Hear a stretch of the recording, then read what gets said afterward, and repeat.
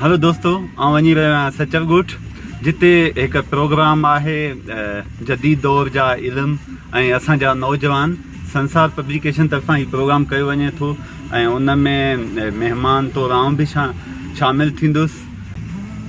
त हिन सफ़र में पाण गॾु ई रहंदासीं। तव्हां बि ॾिसंदा रहंदो यारी बाग एक्सप्रेस वे खां वञिबो ऐं पोइ सचल वञिबो ऐं उते जेको प्रोग्राम हूंदो उनजो बि झलकियूं तव्हांखे ॾेखारिबियूं ऐं उमेद तव्हां हिन प्रोग्राम खे ॾिसंदा, एंजॉय कंदा।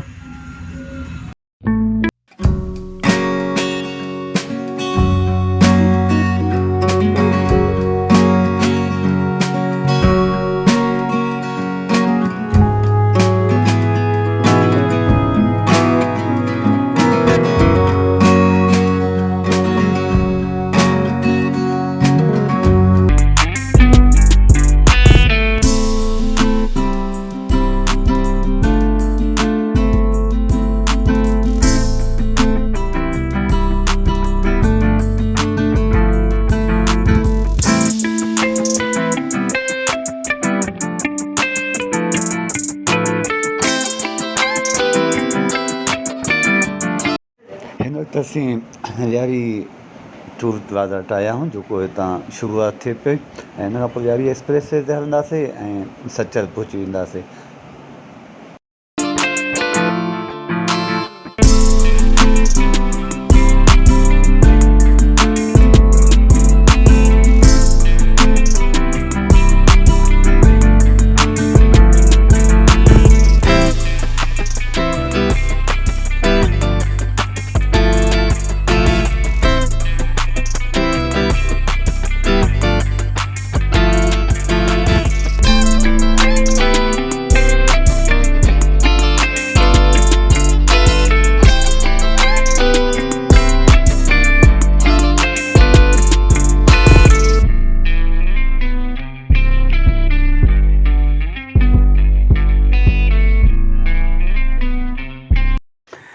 मौसम ॾाढी बहितरीनु लॻी पई आहे, बारिश बि न आहे पर झोर झोर आहे ऐं ॾाढी बहितरीनु मौसम आहे। कराची में त गर्मी तमामु घटिजी वई आहे, थोरी ईअं आहे, अदरवाइज़ कराची जी मौसम ॾाढी बहितरीनु थी वई आहे।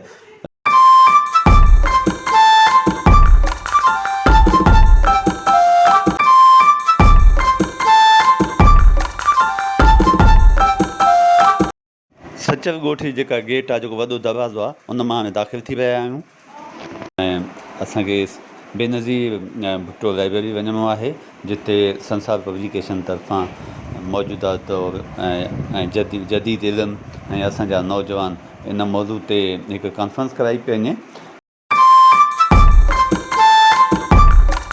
ॾाढो अफ़सोस थियो, तव्हां ॾिसो त सचल ॻोठ असांजे लाइ हिकु आइडियल ॻोठ आहे, जिते जेको हिकु सिंधी आबादी आहे ऐं सभु पढ़ियल लिखियल दोस्त हिते रहनि था, सुठी नौकरियुनि में बि आहिनि, पर इहे रोड जी हालति ॾिसी ॾाढो अफ़सोस थियो। तव्हां बि ॾिसो त हीअ टुटो पियो आहे रोड, जेतिरो इहे माण्हू हर ऑफिस में कमु कनि था ऐं हर शोबे में कमु कनि था, शऊर वारा माण्हू आहिनि, शऊर याफ़्ता माण्हू आहिनि, पर ख़बर न आहे छो हीअ रोड न ठही सघियो आहे। मुंहिंजे ख़्याल में हुकूमत जे आसिरे ते हूंदा ऐं हुकूमत शायदि न ठाहियो आहे, पर मुंहिंजे घर में असांजी बि कुझु ज़िमेवारियूं आहिनि। ठीकु आहे, हुकूमत नथी करे, पाण का अहिड़ी सचल में जेकॾहिं कमेटी ठाहिजे, दोस्त असांजा ठाहिनि ऐं उन में पाण में ई हर महीने का फिक्स मेंटेनेंस जे नाले सां पोइ थोरो ईअं 300 खां 500 ताईं रखनि, त थोरे वक़्त में इहे रोड घिटियूं ऐं ॿियो इलाही कमु थी सघे थो।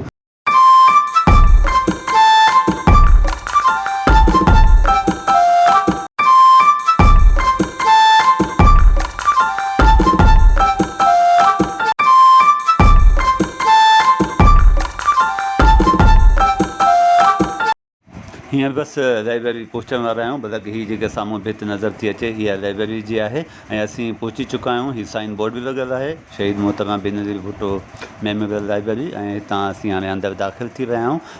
लाइब्रेरी शानदार ठहियलु आहे। हितां जे दोस्तनि हितां जे माण्हुनि हिन लाइब्रेरी खे ॾाढो बहितरीनु तरीक़े सां मेंटेन कयो आहे। हीअ तव्हां ॾिसो ॾाढी ख़ूबसूरत ठहियलु आहे ऐं जिते पढ़ण जे लाइ बि बहितरीनु सहूलियत आहे। हॉल बि आहे जिते बहितरीनु क़िस्म जा प्रोग्राम थी रहनि था। जीअं संसार पब्लिकेशन तरफ़ां ही तालीमी प्रोग्राम कयो वञे पियो जंहिंमें काफ़ी दोस्तनि खे दावा ॾिनी वई ऐं बहितरीनु स्पीकर बि आया ऐं ऑडियंस में बि जेके दोस्त आया उहो ॾाढो बहितरीनु क़िस्म जा आया। ख़ासि करे नौजवाननि तमामु घणी शिरकत कई। हीअ असलम खटियान साहिबु आहिनि जेको सभिनी महिमाननि खे भली कार चए पियो ऐं हिन प्रोग्राम जो मक़सदु ॿुधाए पियो। हीअ साईं अल्ताफ़ वधो साहिबु आहिनि, पाण हिकिड़े इदारे में डायरेक्टर आहिनि ऐं साईं पंवर साहिबु आहिनि। मुख़्तलिफ़ दोस्तनि तालीम जी अहमियत ऐं साईं अलवरायो कुरैशी साहिबु जदीद इल्म ऐं असांजे नौजवाननि ते ॻाल्हायो। हीअ सभु महिमान आहिनि जेके स्टेज ते वेठा आहिनि। अती आमना आहे आऊं आहियां, साईं कुरैशी साहिबु आहे, साईं आज़म ज़रूरी साहिबु आहे, अल्ताफ़ वधो साहिबु आहे, साईं बदल मसरूफ़ साहिबु आहे ऐं ॿिया बि आहिनि। त महिमान इन्हनि मौज़ुअनि ते ॾाढो सुठो ॻाल्हायो ऐं जेके उते दोस्त वेठा हुआ यकीननि हुननि खे ॼाण मिली हूंदी ऐं उन्हनि में बहितर तालीम हासिलु करण जो जज़्बो बि पैदा थियो हूंदो। छुरियानी साहिबु लतीफ़ सरकार जी वाई ॿुधाई।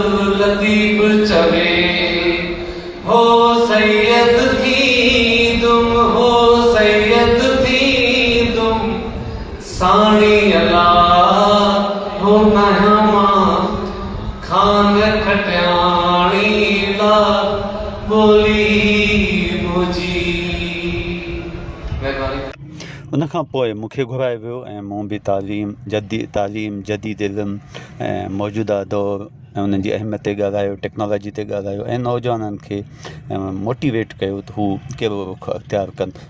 इहो बि ॿुधायो त दुनिया किथे बीठी आहे, असां किथे बीठा आहियूं, तंहिं करे असांखे कहिड़ो रुख़ वठणु घुरिजे। इन खां पोइ बदल मसरूफ़ साहिबु जन आया।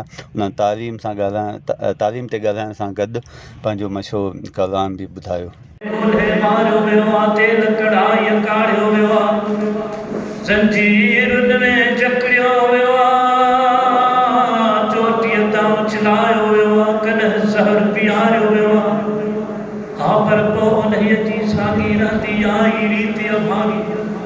जंहिंजे मन में खाट हणे थो तंहिंजो सारो चैन खणे थो। अॼु तो वटि महिमान थियो आहे, अॼु तो वटि महिमान थियो आहे, पर तो ही बि कॾहिं सोचियो आहे कंहिंसां तुंहिंजी यारी आहे, कंहिंसां तुंहिंजी यारी आहे। सच वॾो लोहारी आहे, सच वॾो हिन सर जे गदिले सेवर में हीउ नील कंवल बि तॾो ही आहे। ऐं को बि चकोर वधारे में जे गुज़रे थो त तरोही आहे। हीॾो न आहे माण्हुनि जी मिटी बि है लोहिया, लोहिया लोहिया। हीरो न आकाश छॾे मूं प्रीत लॻाई धरतीअ सां उहा सांझी जा सतरंग हुई मूं कान क़बूली सिज करा तो आगम आगम थी उभरा ऐं किरणा किरणा थी बरछा ॾोही मूंखे ॾोह कया ॾोही मोदा ते अनोखी आंदी थी तन विढ़े तन वारनि सां टकराया पंहिंजा गीत जॾहिं थो सदा दीवारनि सां खातों जा भारी पुरजल दन तूं हीरो हथियार मोदा ते अनोखी आंदी थी तन विढ़े तन वारनि सां टकराया पंहिंजा गीत जॾहिं थो सदा दीवारनि सां खातों जा भारी पुरजल दन तूं हीरो हथियारनि सां ॾोही हीरो न हिन धरतीअ ते मूं दिल जी देवल जोड़ी आहे तो नफ़रत जी दीवार खई मूं उन जी पाण खोड़ी आहे मूं ॻाता गीत मोहबत जा मूं वाग वतन जी मोड़ी आहे ॾोही मूंखे ॾोह कया ॾोही हुन खां पोइ बिजली हली वई ऐं काफ़ियुनि जो इंतज़ारु कयो पर न आई। आख़िर एजाज़ साहब खे ॿाहिरि खुलियल हवा में तकरीर करणी पई जितो की अंधेरो हो पर हुननि पंहिंजी तकरीर कई। हिकु वॾी अहम तकरीर हुई जेका मिस थी वई ऐं उन खां पोइ मीडिया वारनि कुझु इंटरव्यू कया असां सभिनि जा जेके इंटरव्यू कयासीं ऐं पोइ वरी असांखे घर वापसी करणी पई। न त असांजी वापसी आहे ऐं सचल मां निकिरी विया आहियूं। अच्छा असीं जीअं निकिरूं पिया त हिकु दोस्त मिली वियो उहो नज़र आयो रोड ते ऐं उन असांखे सचल दरबार होटल में विहारियो जिते बहितरीनु क़िस्म जी हुन राति मानी डिनर कराई ॾाढी टेस्टी हुई ऐं मानी खाई वरी असीं साॻी सुपर हाईवे ते अची वियासीं। सुपर हाईवे ते जीअं असीं आयासीं त पहुचण वारा ई हुआसीं पर त बारिश शुरू थी। एॾी घणी तेज़ त न हुई हल्की हल्की बारिश हुई जेका ॾाढो सुकून पई ॾिए पर बारिश पए पई ऐं अॻिते हली जीअं असां टूर प्लाज़ा जेको रियारी एक्सप्रेस वे जो टूर आहे जॾहिं उते पहुतासीं त पोइ उहा बारिश ख़तमु थी चुकी हुई। हिते टूर वटि हाणे असीं पहुची चुका आहियूं ऐं इन खां पोइ असीं बसि डायरेक्ट घर इनशाला वेंदासीं। दोस्तो हीउ हिकु नंढो व्लॉग हो जेको मूं सोचियो तव्हां सां शेयर करियां। उमेदु आहे तव्हांखे पसंदि आयो हूंदो। पंहिंजो घणो ख़्यालु रखंदा। वरी मिलंदासीं कंहिं ॿिए व्लॉग में।